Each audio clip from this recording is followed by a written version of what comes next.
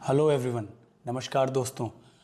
अगर आप एक एब्सोल्यूट बिगिनर है और आपका सपना है आईएएस बनना 2027 में, तो ये वीडियो आपके लिए है। देखिए, यूट्यूब पे हज़ारों स्ट्रेटजीज़ है, पर आज हम बात करेंगे एकदम realistic, practical, result oriented road map की। इस वीडियो में हम शुरू करेंगे बिल्कुल ज़ीरो लेवल से और देखेंगे कि अगले 16 से 18 महीने के अंदर आप एक टॉप रैंक कंटेंडर कैसे बन सकते हैं।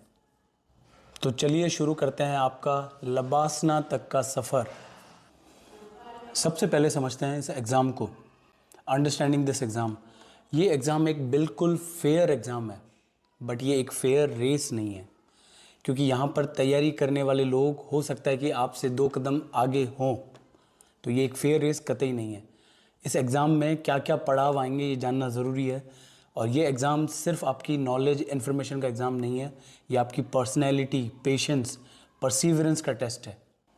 आपका पहला पड़ाव है प्रीलिम्स, प्रीलिमिनरी एग्जामिनेशन, जो होगा मई 2027 में। ये सिर्फ एक स्क्रीनिंग टेस्ट है, छटनी है। इसमें 2 तरह के पेपर होते हैं। एक होता है जनरल स्टडीज़ का पेपर, जिसमें 100 क्वेश्चन और उसके 200 मार्क्स आएंगे।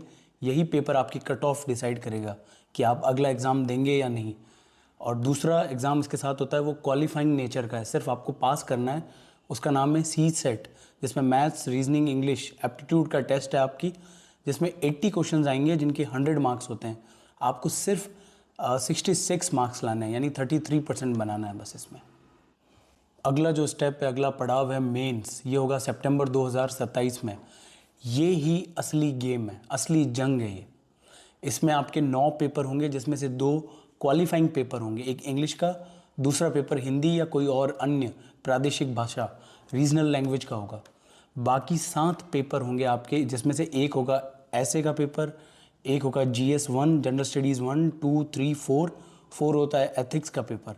इसके बाद 2 पेपर होंगे आपके ऑप्शनल सब्जेक्ट्स के।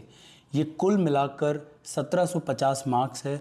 यही अगला पड़ाव और आखिरी पड़ाव है इंटरव्यू, आपकी पर्सनैलिटी का टेस्ट। आपकी नॉलेज, इन्फॉर्मेशन वो चेक कर चुके हैं, उन्होंने प्रीलिम्स में देखा, मेंस में देखा। अब वो जानना चाहते हैं आपको, आपका साक्षात्कार करेंगे। और ये महज एक पर्सनैलिटी टेस्ट नहीं है, आपके कॉन्फिडेंस का टेस्ट है, आपके मेंटल कैलिबर का टेस्ट है। यहाँ एक गोल्डन रूल है, पड़ाव भले ही प्रीलिम्स और मेंस अलग है, लेकिन इनकी तैयारी अलग अलग नहीं होती। इनकी तैयारी हमेशा इंटीग्रेटेड करनी है। प्रीलिम्स प्लस मेंस की तैयारी एक साथ शुरू होती है। इस कड़ी में आगे जानते हैं हम रिसोर्सेज के बारे में, हमारी बुक लिस्ट, कैसे तैयारी शुरू करें। तो सबसे पहली इम्पॉर्टेंट टिप, बहुत सारी किताबें इकट्ठी नहीं करनी है आपको कलेक्टर तो बनना है, बट बुक कलेक्टर नहीं बनना है। याद रखिए कि इस एग्ज़ाम में limited resources and multiple revision, इस चीज़ को आप बड़ा सा लिख कर अपनी टेबल के सामने रख देना कि limited resources and multiple revision. यहाँ पर एक बात याद आती है ब्रूस ली की। ब्रूस ली ने एक बार कहा था कि मुझे उस आदमी से डर नहीं लगता जिसको 10,000 तरह की किक्स आती है, बल्कि मुझे उस आदमी से डर लगता है जिसको एक किक की 10,000 बार प्रैक्टिस कर चुका है।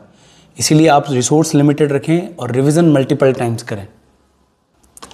देखिए, ध्यान से सुनना जो मैं कहने वाला हूँ, कि शुरुआत में आपको NCERT की तरफ नहीं भागना है। बिल्कुल ठीक सुन रहे हैं आप, क्योंकि ये वेस्ट ऑफ टाइम हो सकता है। शुरुआत हम करेंगे 4 पिलर से, जो हमारी जनरल स्टडीज़ के पिलर हैं, वहाँ से शुरुआत करेंगे। इन्हीं को मजबूत करने की कोशिश करेंगे। सबसे पहले है पॉलिटिकल साइंस। इसमें हम उठाएंगे M लक्ष्मीकांत करके एक बुक है, यही आपकी बाइबल है। इस बुक को आपको फिनिश करना है। इसके बाद हिस्ट्री में हम उठाएंगे स्पेक्ट्रम, राजीव अहीर, और उठाएंगे इसके साथ NCERT की बुक्स। इसके बाद ज्योग्राफी के लिए आपको उठानी है NCERT class 11th and 12th, that's it. Class 11th और 12th की जो NCERT है वो ज्योग्राफी में आपके लिए सफिशिएंट है। इसके बाद मैं आपको ज़रूर कुछ बुक्स बताऊंगा जो आप सेलेक्टिवली रीडिंग कर सकते हैं, लेकिन ये इनफ है।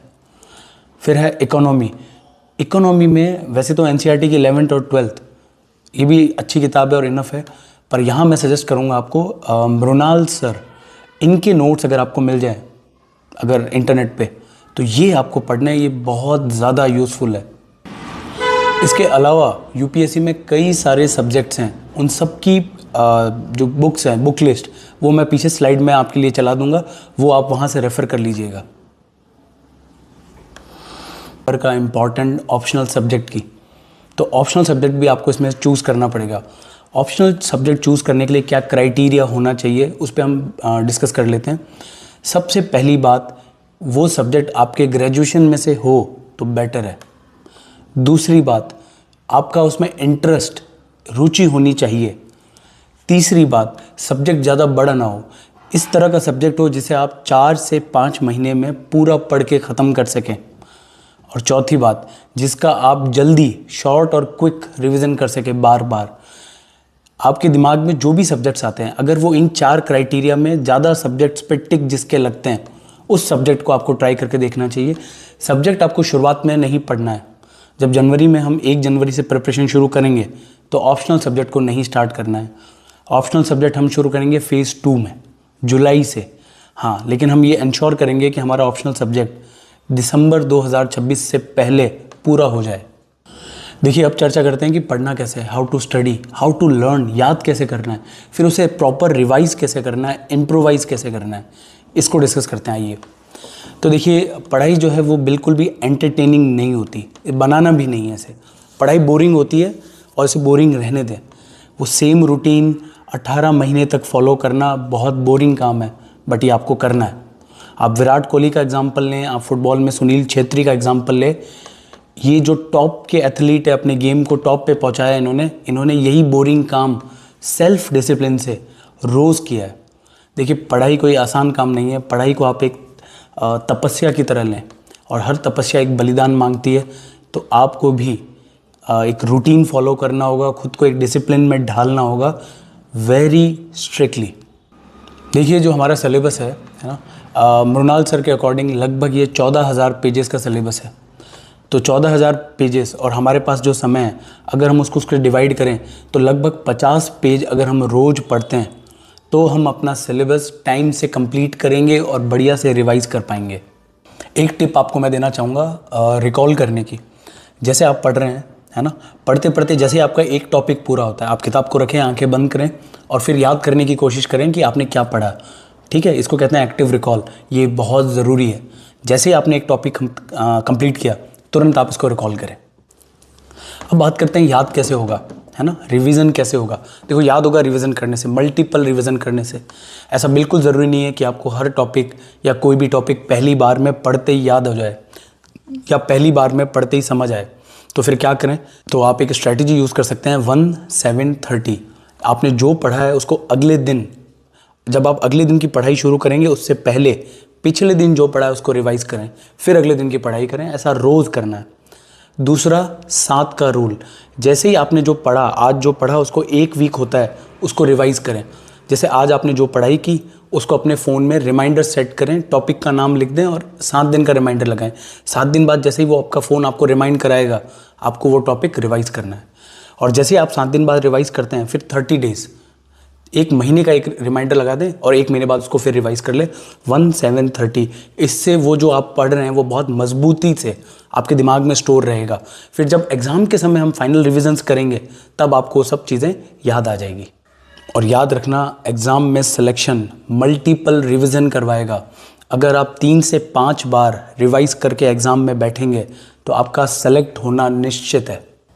अब एक और इम्पॉर्टेंट पॉइंट डिस्कस करते हैं, नोट्स कैसे बनाएं, है ना। सब लोगों को ये डाउट होता है कि बुक से पढ़ें, खुद के नोट्स बनाएं, कैसे करें। तो आइए इसको डिस्कस करते हैं।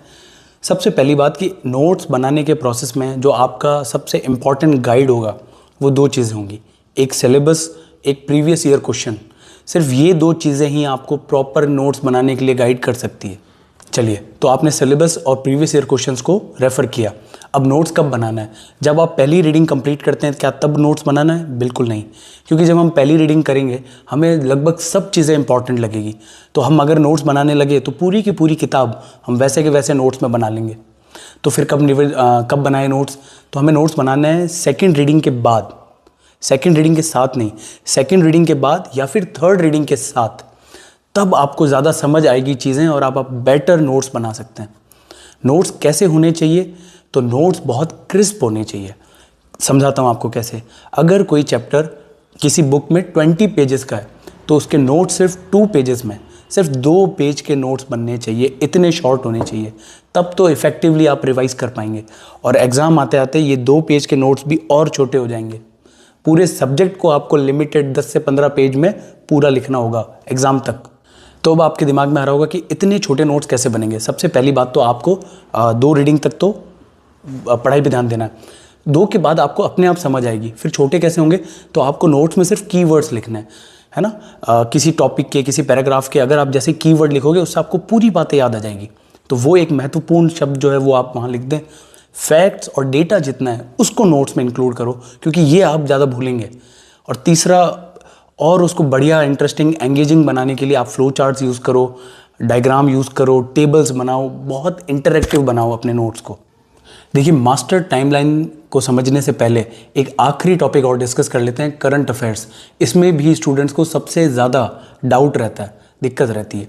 तो करंट अफेयर क्या अलग से कोई सब्जेक्ट है? बिल्कुल नहीं। करंट अफेयर्स या ये समय सामयिकी जो है, ये आपके स्टैटिक पार्ट का ही एक्सटेंशन है। जितनी आपकी स्टैटिक जीके जो आप पढ़ रहे हैं, कोर सब्जेक्ट्स पढ़ रहे हैं, इन्हीं का विस्तार है। अब डिस्कस करते हैं कि करंट अफेयर कवर कैसे करना है। तो देखिए, बहुत ध्यान से सुनना, 3 स्टेप प्रोसेस है ये। पहला स्टेप ये है कि आप रोज़ एक अखबार पढ़ें, बढ़िया नेशनल लेवल का अखबार पढ़ें। 2 अखबार रिकमेंड करता हूँ आपको। पहला द इंडियन एक्सप्रेस, इसको प्रायोरिटी दें। दूसरा, अगर आपकी इंग्लिश बहुत अच्छी है तो फिर आप दें द हिंदू को। इन 2 के अलावा दूसरा अखबार ना पढ़े। हिंदी मीडियम के विद्यार्थी भी यही अखबार पढ़ें, ठीक। तो रोज़ आपको एक अखबार पढ़ना है। क्या इस अखबार से नोट्स बनाने हैं? बिल्कुल नहीं। क्या इस अखबार में पूरा स्टार्ट टू फिनिश पढ़ना है? बिल्कुल नहीं। जितनी पॉलिटिकल, राजनीतिक खबरें हैं, पॉलिटिकल पार्टी से रिलेटेड नहीं पढ़नी है। चोरी डकैती ये खबरें नहीं पढ़नी है। क्या पढ़ेंगे आप? तो इसमें भी आपको गाइड करेगा सिलेबस और प्रीवियस ईयर क्वेश्चन। जैसे ही आप सिलेबस और प्रीवियस ईयर क्वेश्चन पे पकड़ बनाते हैं, आपको अखबार में समझ में आना स्टार्ट हो जाएगा कि ये मेरे काम की खबर है और ये नहीं है। फिर भी जितने नेशनल इंपॉर्टेंट मुद्दे हैं आपके सिलेबस के, वो आपको पढ़ने हैं। जिस क्षेत्र के आपके हैं, रीजनल पढ़ लें, एडिटोरियल्स पढ़ें, इकोनॉमी वाला सेक्शन पढ़ें। और जैसे जैसे आप पढ़ोगे वैसे वैसे आपको और समझ आता रहेगा। तो शुरुआत में ज़्यादा लोड ना लें कि क्या पढ़ूं क्या छोड़ूं, ठीक है। आप शुरू कर दें, धीरे धीरे सब चीज़ें बेटर होती जाएगी। दूसरा, हर महीने एक क्वालिटी मंथली मैगजीन ले आएँ आप, ठीक है। किसी की भी मैगजीन ले आएँ आप, विज़न IAS की ले आएँ, वाजीराम की ले आए, ठीक है। आप वो जो मैगजीन लाओगे आप, उस मैगज़ीन को आपको हर 10 दिन में एक बार पूरी पढ़ना है। इसका मतलब है 1 महीने में वो मैगज़ीन कम से कम आपको 3 बार रिवाइज करनी है। रोज़ का अखबार, फिर उसी महीने की मैगज़ीन अगले महीने। तीसरा और important point, linking the news with the static part. अब ये जो स्टैटिक जीके आप रोज़ पढ़ रहे हैं और जो न्यूज़ पढ़ रहे हैं, इनको आपको जोड़ना है। जैसे अखबार में आपने एक खबर पढ़ी साइक्लोन की, आपको तुरंत ज्योग्राफी उठानी है, ज्योग्राफी में साइक्लोन पूरा पढ़ लेना है। साइक्लोन का फॉर्मेशन कैसे होता है, कहाँ कौन से होते हैं, नाम क्या होते हैं, है ना, रेनफॉल को कैसे अफेक्ट करते हैं, पूरा साइक्लोन आपको वहाँ से पढ़ लेना है। ऐसे रोज़ अखबार में कोई एक टॉपिक आएगा, उसको आप, इलेक्शन कमीशन की न्यूज़ आती है, आप आर्टिकल 324 निकाल के इलेक्शन कमीशन पढ़ लो। आप इलेक्शन कमीशन के बारे में सब कुछ जान लो, भले ही आपने पढ़ रखा है, फिर से रिवाइज कर लो। तो अखबार से आपको लिंक करनी है। UPSC आपसे करंट अफेयर्स डायरेक्ट नहीं पूछती, वो भी करंट अफेयर को स्टैटिक पार्ट से लिंक करके आपसे, UPSC का इंटरेस्ट आपसे कॉन्सेप्ट जानना है, अवधारणा, कि आपकी अवधारणा कैसे बनी है, कॉन्सेप्ट्स कैसे हैं। आइए अब चलते हैं अपने सबसे इंपॉर्टेंट सेक्शन में, ये है मास्टर टाइमलाइन।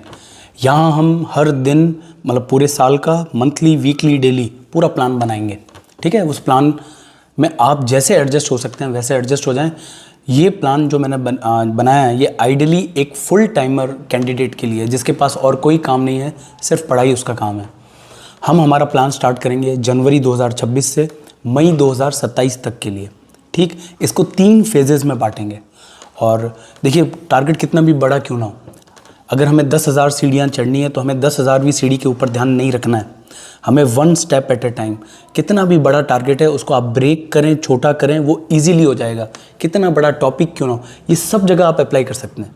आप उसको तोड़ते जाएं और छोटे छोटे पोर्शन याद करें, आपको पूरा टॉपिक समझ में आना स्टार्ट हो जाएगा। तो आइए आते हैं वापस मास्टर टाइमलाइन पे। तो ये जनवरी से मई तक का, जनवरी 2026 से मई 2027 तक का टाइम है। इसका जो फेज़ 1 है, उसमें हम सिर्फ 4 कोर सब्जेक्ट, जो 4 पिलर है UPSC की प्रिपरेशन के, उसके ऊपर फोकस करेंगे। हम पढ़ेंगे पॉलिटी, हिस्ट्री, ज्योग्राफी और इकोनॉमिक्स। क्या इसके नोट्स बनाने हैं? बिल्कुल नहीं। अंडरलाइन कर सकते हैं हम बुक्स को, नोट्स आपको पता है कि अभी हमें नहीं बनाने, फर्स्ट रीडिंग में और सेकंड रीडिंग में भी नहीं बनाने। क्या करंट अफेयर स्टार्ट करना है फेज़ 1 में? मैं आपको ये नहीं कहूँगा कि आप करंट अफेयर पढ़ना स्टार्ट करें, बस मैं ये आपको कहूँगा कि न्यूज़पेपर पढ़ने की आदत यहीं से डाल दें। 1 जनवरी से ही आप न्यूज़पेपर पढ़ना स्टार्ट करें और कम से कम 1 घंटा न्यूज़पेपर को दें। अब बात करते हैं फेज़ 2 की। ये जुलाई से दिसंबर तक चलेगा। इसमें आपको कवर करना है मेंस के सब्जेक्ट्स को, और किसी भी हालत में दिसंबर तक ऑप्शनल सब्जेक्ट भी पूरा कर लेना है हमको। तो इसमें हम क्या कवर करेंगे? ऐसे, एथिक्स, ऑप्शनल सब्जेक्ट और जीएस, इन पे ध्यान देंगे। और एथिक्स को बहुत अच्छा करेंगे क्योंकि एथिक्स बहुत ज़्यादा स्कोरिंग है, आपको उसमें इनपुट देना है कम, आउटपुट आएगा बहुत ज़्यादा। तो इनको आप सब्जेक्ट्स को जुलाई से स्टार्ट करके दिसंबर तक ख़त्म करना है। क्या इस दौरान अब आप करंट अफेयर्स पढ़ सकते हैं? अब आपको करंट अफेयर प्रिपेयर करनी है। 1 जुलाई से आपको करंट अफेयर मतलब न्यूज़पेपर तो पढ़ने की आदत आपने डाल दी, अब मंथली मैगजीन की भी आदत आपको डालनी है। आंसर राइटिंग शुरू कर सकते हैं। बिल्कुल, आपने 4 महीने 4 सब्जेक्ट्स को दिए हैं, तो अब आप अपनी आंसर राइटिंग की प्रैक्टिस कर सकते हैं। अब चर्चा करते हैं फेज़ 3 की। जनवरी 2027 से मई 2027, ये पूरा समय आपको प्रीलिम्स को डेडिकेट करना है। अब आपको कुछ भी एक्स्ट्रा नहीं पढ़ना है। आपने जो पहले जो पढ़ा था उसी को, प्रीलिम्स को बार बार रिवाइज करना है। सबसे इम्पॉर्टेंट काम ये है कि इस पूरे दौरान आपको कम से कम 50, ज़्यादा जितने भी आप दे सकें, कम से कम 50 मॉक टेस्ट देने हैं आपको, और रोज़ एक दे सके तो और बेटर। ठीक है, मॉक टेस्ट की प्रिपरेशन ही आपको वहाँ प्रीलिम्स क्लियर करवाएगी। मल्टीपल रिवीजन करें और जल्दी रिवीजन करें। एक रिवीजन से काम नहीं बनेगा, रिवीजन को और टाइम करें, जल्दी उसको ख़त्म करें। 2-3 रिवीजन, 3 से ज़्यादा रिवीजन करके जाएं। एक दूसरा क्वालिफाइंग पेपर है सी सेट का, उसको बिल्कुल हल्के नहीं लेना। आपकी मैथ्स अगर वीक है, ज़्यादातर स्टूडेंट्स की मैथ्स वीक होती है, तो आप ऐसा करें कि 1 जनवरी से रोज़ 1 घंटा सी सेट को अलग से देना है आपको। देखो, ये तो था आपका होल ईयर का एक कॉम्प्रिहेंसिव प्लान। अब इसको वीकली प्लान में तोड़ते हैं कि हमारा हफ्ता कैसा हो, हमारा वीक कैसा हो। तो देखो, बहुत प्रैक्टिकल बनाना है। जितनी अपनी लिमिट्स हैं, या सही कहूँ तो जितनी अपनी क्षमताएं हैं, उससे ज़्यादा का टाइम टेबल नहीं बनाना है आपको। अगर हम दिन में 10 पेज पढ़ सकते हैं तो टाइम टेबल में 8 ही लिखने हैं आपको, 10 के 15 नहीं करने हैं। समझ रहे हो आप मेरी बात? टाइम टेबल अगर हमने इतना ज़बरदस्त बना दिया जिसमें कहीं कोई स्कोप नहीं है रिलैक्सेशन का, एक छुट्टी का, तो वो टाइम टेबल फॉलो नहीं हो पाएगा। तो हमेशा आप अपना टारगेट रखें, अंडर अचीव करें ज़्यादा, अंडर टारगेट ओवर अचीव। ठीक, तो हम मंडे से स्टार्ट करेंगे, हमारा वीक फ्राइडे तक चलेगा। हम अपने पूरे वीक में सिर्फ 5 दिन सब्जेक्ट्स को देंगे। सैटरडे को क्या करेंगे हम? तो सैटरडे हमारा बैकलॉग क्लियर करने के लिए, अगर पूरे वीक में, देखिए हम ह्यूमंस हैं, स्ट्रिक्टली फॉलो कई बार नहीं हो पाएगा, कुछ भी तरह का काम हो सकता है, तो शनिवार का दिन रखेंगे हम हमारे बैकलॉग को क्लियर करने। पूरे वीक में जिस दिन जो सब्जेक्ट थोड़ा बच गया उसको शनिवार को पूरा करेंगे। संडे को हम हमारा टेस्ट के लिए रखेंगे। देखिए, जब आप फेज़ 1 में हैं, शुरुआत में, तब आप टेस्ट नहीं देंगे, तब आप रिवाइज़ करेंगे। संडे पूरा रखेंगे रिविजन्स के लिए, और मल्टीपल चॉइस के अगर क्वेश्चंस आपको मिलते हैं तो उनकी प्रैक्टिस करें आप। ठीक, तो इस तरह हमारा वीक होना चाहिए। वीक में एक दिन हमेशा बैकलॉग क्लियर रहे, ताकि आपको बर्डन नहीं रहे कि अरे आज पढ़ाई नहीं हुई। आपको दिमाग में रहे कि चलो कोई बात नहीं, आज कुछ घंटे पढ़ाई नहीं हुई तो शनिवार है हमारे पास। अब आते हैं डेली शेड्यूल पे। तो देखिए, मैं मान के चल रहा हूँ कि आप फुल टाइम तैयारी कर रहे हैं, आपके पास और कोई काम नहीं है। अगर आपके पास और कोई काम है तो आप अकॉर्डिंगली एडजस्ट कर लेना। तो मानते हैं कि आप फुल टाइम तैयारी कर रहे हैं और कोई काम नहीं है, तो आपने दिन में पढ़ाई के 4 स्लॉट बनाने हैं आपको। ठीक है, एक स्लॉट रखना है आपको जब सुबह उठ के आप फ्रेश माइंड से पढ़ें, जब आपके दिमाग में ज़्यादा विचार ना चल रहे हो, उस समय आपको एक टफ सब्जेक्ट लेना है। ठीक है, फिर आपको बीच में ब्रेकफास्ट और रेस्ट लेना है। फिर दूसरा, जब आप, जैसे आप रेस्ट में आप नींद भी ले सकते हैं। ठीक है, नींद लेके लंच करके जब आप उठें तो दूसरा सब्जेक्ट लेना है आपको 2। तीसरा पोर्शन आपको दिन में रखना है करंट अफेयर्स के लिए, न्यूज़पेपर के लिए, है ना, newspaper, magazine, what ever it may be. चौथा जो स्लॉट है वो सबसे छोटा स्लॉट, और वो रात के समय रखना है आपको रिवीजन के लिए। दिन भर जो आपने पढ़ा एक बार रात को सारा रिवाइज करना है आपको। पहले तो बिना देखे रिवाइज करें, फिर देखिए अगर जो चीज़ें याद नहीं आ रही है उनको वो किताब खोलो और आप रिवाइज कर लो उसको। बहुत ही काम की स्ट्रेटजी है। भले ही ये बोरिंग है, पर रोज़ सुबह उठकर इसी तरह आपको 4 स्लॉट में अपना टाइम पूरा 100% इन्वेस्ट करना है। इसी तरह दिन निकलेंगे, वीक्स निकलेंगे, महीने निकलेंगे और बहुत ही जल्दी, मैं आपको कह रहा हूँ, अभी आपको लगता होगा कि मई 2027 बहुत दूर है, बहुत जल्दी समय के पंख लगे होते हैं और बहुत जल्दी आ जाएगा वो। एक दिन भी वेस्ट नहीं करना है। जैसे ही ये साल ख़त्म होता है, आप अपने पुराने वर्जन को इस साल के साथ ख़त्म करें, अगले साल में प्रवेश करें अपने नए वर्जन के साथ, जो ज़्यादा डिटरमाइंड हो, ज़्यादा सेल्फ डिसिप्लिन्ड हो। डिसिप्लिन, देखिए मोटिवेशन आपको एक दिन 2 दिन दौड़ा सकता है, लेकिन डिसिप्लिन आपको रोज़ तैयार करेगा। तो मोटिवेशन की तरफ जाना छोड़ें, डिसिप्लिन को अपना हथियार बनाएं। जो काम जिस समय होना है वो उसी समय किया जाना मस्ट है। लास्ट में कुछ डूज एंड डोंट्स, क्या करना है और क्या नहीं, इसके साथ अपनी बात ख़त्म करूँगा। सिलेबस और प्रीवियस ईयर क्वेश्चन पेपर्स आपकी टेबल पे हर समय होने चाहिए, पहली बात। दूसरी इंपॉर्टेंट बात, अपनी हेल्थ का ध्यान आपको बहुत अच्छे से रखना है। बढ़िया नींद लेनी है। नींद के समय डिजिटल कोई भी इंस्ट्रूमेंट यूज़ नहीं करना है आपको। एक समय रख लीजिए, शाम को 7 बजे 8 बजे, इसके बाद मोबाइल का इस्तेमाल ना करें। बढ़िया नींद लें और अच्छा खाना खाना है आपको। 1 साल पूरा डिसिप्लिन में रहना है। बाहर का खाना बहुत कम खाना है आपको, ताकि आपकी सेहत अच्छी बने रहे। क्या नहीं करना है, तो एक बात आपको गांठ बांध लेनी है, अपने आगे लिख देनी है। Limited resources and multiple revision. कम किताबें पढ़ें, बार बार पढ़ें। दूसरा क्या आपको नहीं करना है, वो ये कि एक ही एग्ज़ाम पे डिपेंड नहीं करना है। बहुत प्रैक्टिकल बात कह रहा हूँ आपको। ये एग्ज़ाम एक लंबा प्रोसेस है और इसमें गारंटी कुछ भी नहीं है। तो आपको हमेशा एक प्लान बी तैयार रखना बैक ऑफ द माइंड। और इस एग्ज़ाम को ईगो पे नहीं लेना है कि नहीं हो रहा, एक बार नहीं हो रहा, 2 बार नहीं हो रहा। आपको ये पता होना चाहिए कि कौन सा वो समय है जब आपको इस एग्ज़ाम की प्रिपरेशन से बाहर निकल जाना है। तो आपको इस बात को ध्यान रखना है कि इसको ईगो पे नहीं लेना है। जब आपको लगने लगे कि मैंने अपना 100% दिया है और मैं इस एग्ज़ाम को नहीं समझ पा रहा हूँ, तुरंत प्लान बी की तरफ मूव करें। तीसरी बात जो आपको ध्यान रखनी वो ये कि सोशल मीडिया से डिस्टेंस बना के रखें। अननेसेसरी की इन्फॉर्मेशन आपको नहीं चाहिए, सारी इन्फॉर्मेशन आपको नहीं चाहिए। बस ये 1 साल सोशल मीडिया से दूरी बना के रखें। ये आपके दिमाग का एक बहुत बड़ा हिस्सा एंगेज करके रखता है। जो दुनिया में हो रहा है होने दो। कौन सी मूवी आ रही है, कौन से नए गाने आ रहे हैं, क्या फैशन का ट्रेंड चल रहा है, छोड़ दो। आप अपनी ज़िंदगी बनाने पर ध्यान रखो। कोई भी लक्ष्य है ना बड़ा नहीं होता है, हम उसको बड़ा छोटा बना रहे हैं। आपको बस ठानना है कि मुझको IAS बनना है और कोई आपको रोक नहीं सकता।